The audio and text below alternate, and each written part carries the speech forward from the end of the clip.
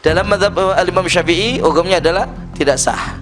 Hanya saja menurut sebagian daripada ulama mazhab Syafi'i dan pendapat daripada a'immah yang lainnya itu menyatakan hukum jual beli mu'athah adalah sah.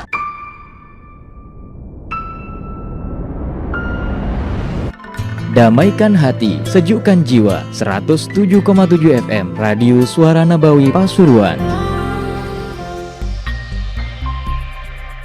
Bagaimana hukumnya ketika membeli barang tapi tidak mengucapkan akad jual beli? Apakah hukum jual belinya sah? Dan bagaimana jika sudah terlanjur terjadi? Karena kondisinya saat ini hampir di semua toko di kota kami atau bahkan di negara ini tidak mengutamakan akad jual beli. Terima kasih. Terkait masalah hukum jual beli yang tanpa menyebutkan sigha ijab dan juga qabul. Ini bagaimana? Nah, di situ menjadi tempat perselisihannya di kalangan para ulama. Kalau kita mengikuti daripada pendapat yang dinas oleh Al-Imam Syafi'i menyatakan hukumnya adalah tidak sah. Itu dikatakan dengan akad mu'athah, yaitu akad jual beli yang tanpa disertai ijab ataukah qabul atau bahkan tanpa disertai dua-duanya. Enggak ada ijab dan juga qabul. Ini yang dikatakan dengan mu'athah. Hanya saja ya perlu dipahami yang dikatakan mu'athah itu hanya tanpa adanya sigha ijab dan qabul. Namun kedua belah pihak telah mengetahui berapa harga daripada itu barang. Tahu harganya, hanya meniadakan dalam sigha ijab dan qabul. Itu yang dikatakan baru sebagai mu'athah. Ya.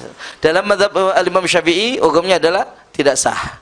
Hanya saja menurut sebagian daripada ulama mazhab Syafi'i dan pendapat daripada a'immah yang lainnya itu menyatakan hukum jual beli mu'athah adalah sah mendasarkan kepada uruf umumnya masyarakat. Jika masyarakat dengan dobit semacam ini, kullu ma addahunna subai'an maka fahuwal bai'.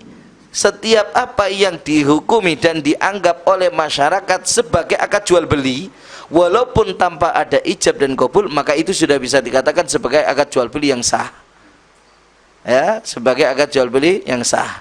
Makanya seperti hanya misalkan mengatakan hanya meminta apa? Gula 1 kilo kemudian dibayar terima kasih. Nah, ini mungkin mereka apa? Itu mengatakan itu sebagai akad jual beli, maka sudah bisa dikategorikan sebagai akad jual beli yang sah ketika mengikuti pendapat dari yang mengatakan membolehkan untuk mu'athah.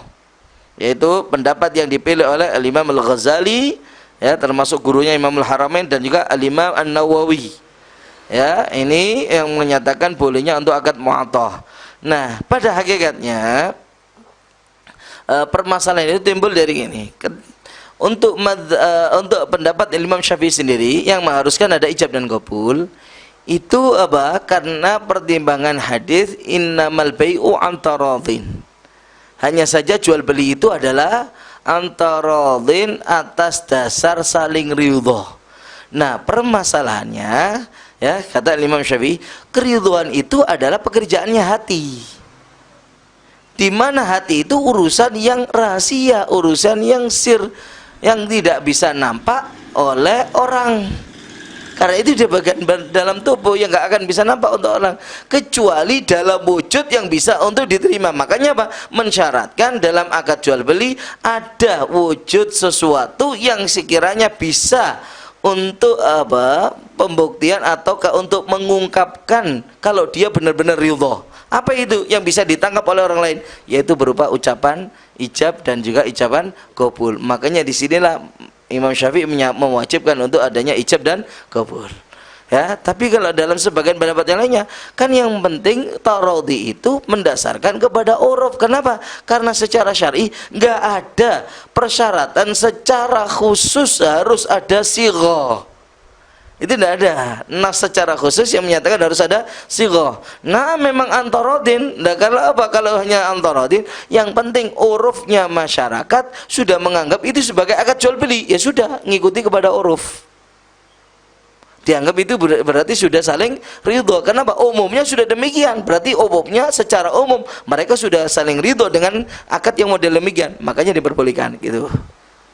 Ya ini dapat terkait permasalahan akad yang tanpa ada ijab dan qabul.